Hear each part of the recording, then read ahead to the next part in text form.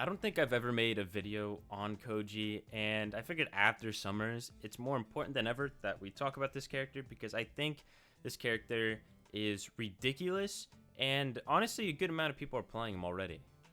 I think Koji's biggest strengths right off the bat, they come from the fact that his signatures, overall, the whole kit, like, there's not a single sig on this guy where you could probably say it's actually bad. Every sig you can find a purpose for, and some of them have probably too many purposes, kind of alluding to, let me grab it real quick, alluding to the bow, good old bow D-sig, the plank. I mean, it's borderline unpunishable. I think if like any Koji player, the way you're supposed to play Koji, I think, is to absolutely abuse that sig in particular. I think that sig is so good. It's just like, it doesn't even make sense. It has decent force. They nerfed the force, I think, a while ago. Like, I mean, it's been like a year plus at this point. But even when you look at the other sigs, just what you're able to do with them as far as recovery time, like you literally start right there, bang, and then I can go straight into like an end light. Not really much you can do. Super low recovery. The plank is like just, I guess, the I don't know what's a fancy word for it. It's just the absolute best when it comes to that. It is literally so unpunishable, and I think more than anything, it's not, I don't even want to say that it's so unpunishable. It's more so that the hitboxing is so whack and it's so big that it's already like a low recovery frame signature. It just puts it over the edge.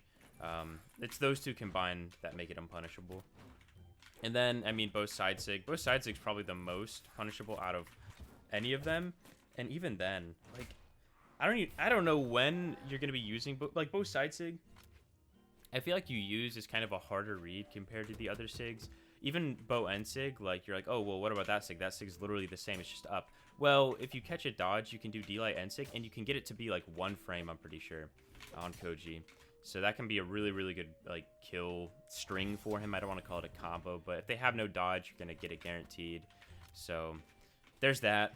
You still have stuff like, well, okay, I missed it, but you still have that. You have the D-light end sig. You have to hit it pretty close though. It doesn't do as much damage as it did before. I don't know if it's still like optimal as far as damage goes, but right now doing D-light like dare on sword a lot of the times could be better, just because the potential follow-ups are there.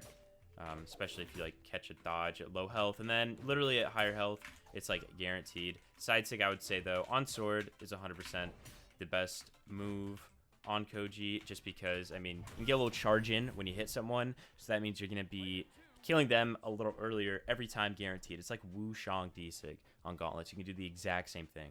As far as results for Koji, this weekend, Santi actually picked Koji, which I wasn't really expecting too much. He picked Koji for 2s. I'm surprised he didn't end up playing the character in 1s at all. In 2s though, him and Santi ended up beating me and Cody, and they won. So, you know, congrats to them. I'm not even gonna say that Koji was like some cheese. I mean, I was playing Val, right? Like Cody was like, he ended up rocking some like Taros or something. Snowy on Soul, I'm pretty sure. So there's that, but it's like, you know, both of us had our comps. Like, they both had their strengths.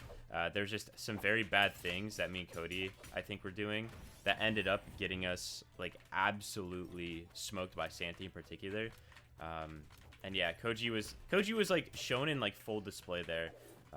It was just overall really good play. But yeah, 2nd and 2s is what we got. And then I guess might as well talk about 1s. Koji in 1s this weekend actually didn't top 8. It's actually kind of interesting to me, because I was thinking about playing the character a little bit at like some points in my run, but the character, well, someone who I was expecting to make big strides with the character in 1s this weekend ended up getting 9th, which you might know who I'm talking about, Zinker. That guy did insane in Pro Series, and 9th isn't bad. It's just that he ran into a guy known as Anonymous Alex, who is a Terrace player, like a new Terrace player. Not new, but he came from like PS4. So yeah, that was interesting. Zinker's run got ended by that guy. I mean, so did Cody's, so did Hardy MJ as well. That guy went through on tear on the bracket, and then yours truly had to end up stopping him. But I ended up getting 3rd in 1s, which, you know, double top 3. the people who got top 3 in 1s also got top 3 in 2s, so that's actually pretty interesting to think about. But you know, neither are wins, so it kind of stinks. I'm just really curious on what like the patch will bring, just because if we're gonna have a patch, it's gotta be literally like tomorrow. So that's the hope, that they end up coming through with something like tomorrow or maybe Thursday, just because there's like tournaments in September as well, like invitationals. There's one the 12th, and then there's one I think like a week or 2 later. So you know, those are like, I don't know, man. We need to do a patch, and it's like adding those, I feel like that kind of ruined plans for balance patch timing, maybe to a degree. But basically that means we only have had, if I'm not mistaken, we've literally only had 2, like in total, like 2 patches this year, 2 balance patches, like at least since the esports season has started. There's been one, and like where gauntlets and guitars, like, you know, like they've been kind of ruling the meta. Bow, whatever, bow got nerfed, and I remember in a patch, and even then it's still super good. And then also, you know, the other patch is going to be the one coming up probably tomorrow. If we don't have a patch, then we're literally going to be stuck on this patch till, oh jeez, God knows when, like after BCX, because then once October hits, we're going to have autumns, and then after that, it's literally going to be a month of BCX, and there's no way, dude, that they're going to be able to get in the patch then. I don't even think I'd want them to do that, man. That would be so bad. Please don't do that.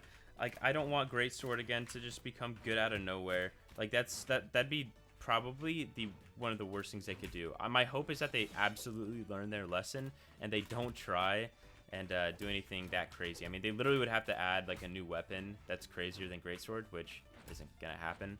But you know, you never know. If I had to predict though what I expect in the upcoming balance patch, I would honestly expect nerfs to characters like Val, Shang. I'd be super shocked if Shang doesn't get nerfed, but knowing how, you know, every other patch he hasn't, I literally was willing to put like a bet with people, like, listen, $5, that character doesn't get nerfed, which I think is honestly a bad side for me to take, because I feel like that character's finally gonna get touched. I could be completely wrong though. I have a feeling that the character actually isn't gonna be touched, which is why I'd be willing to put my money on the idea that, you know, literally won't, which is kind of sad, because that character has been way too good in the signature department for a long time. Gauntlets, though, I think gauntlets are going to get nerfed. I don't know what they're going to do. I really hope it's not just removing the 3-piece, because that's been done before. And then I feel like the next buff is literally just going to be the same thing. Sword, I honestly don't think sword's going to get nerfed at all. Maybe, like, I don't even know what you could do. Maybe something to like Enlight, maybe something to I don't know, D-Light. If anything, they need to make like the animations match on sword more.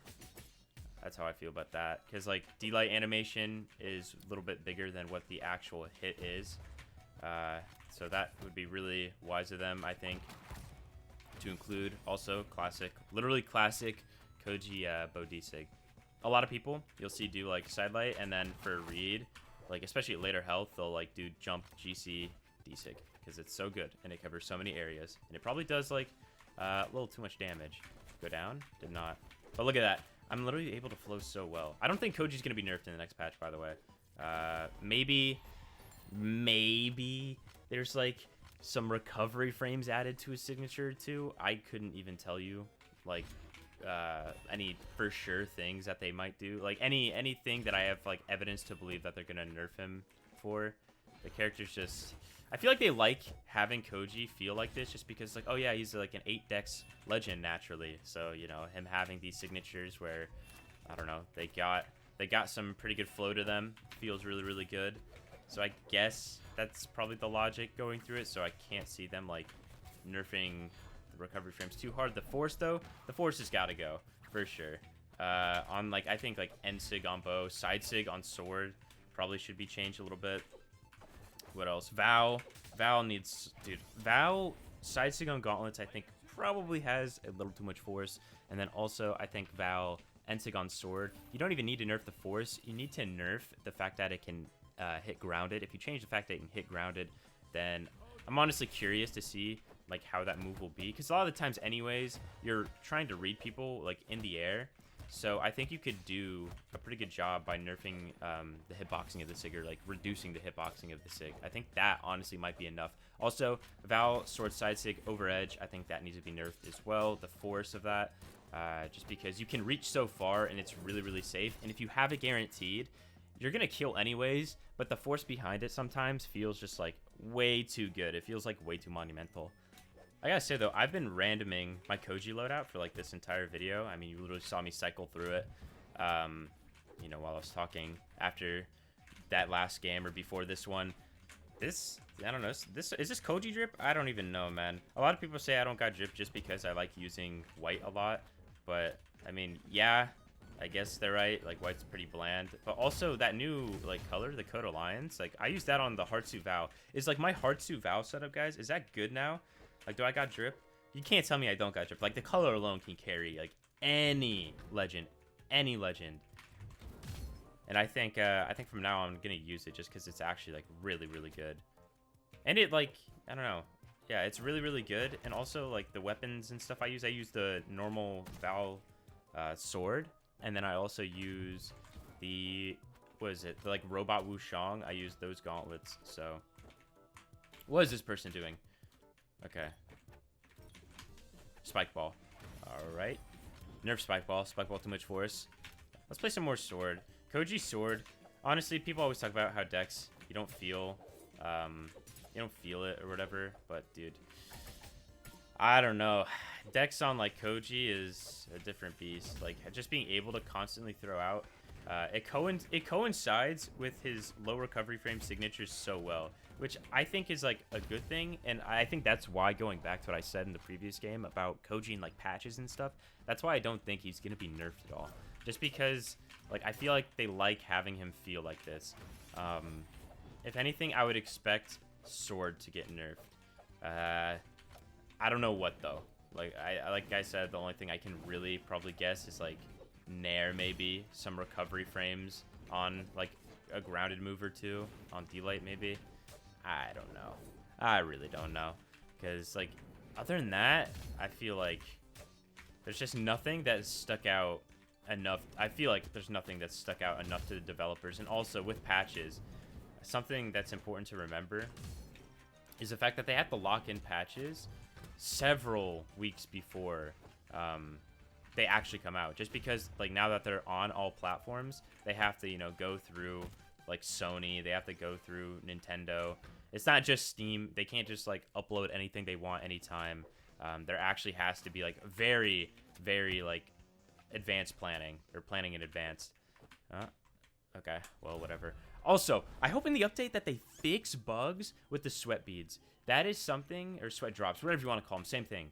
That's something that's so important, and, like, I mean, half the time, they don't even, like, work properly. Like, this weekend, there was a time I SD'd versus Snowy, and literally, I thought, I think I thought, like, they weren't working or something, because they didn't come out, and I thought I had an option or something. I don't even know. It was weird. So hopefully they refine some of the mechanics they added. I mean, they're definitely good additions, but it's just like, don't add them if they weren't ready. I understand bugs can just, like, come up out of nowhere and stuff, but it feels like those could have used a little more testing, at least. The beads of sweat could have used a little more testing. I don't know, but let's hope they get fixed. So thank you guys for watching, and I'll see you in the next one. Peace out.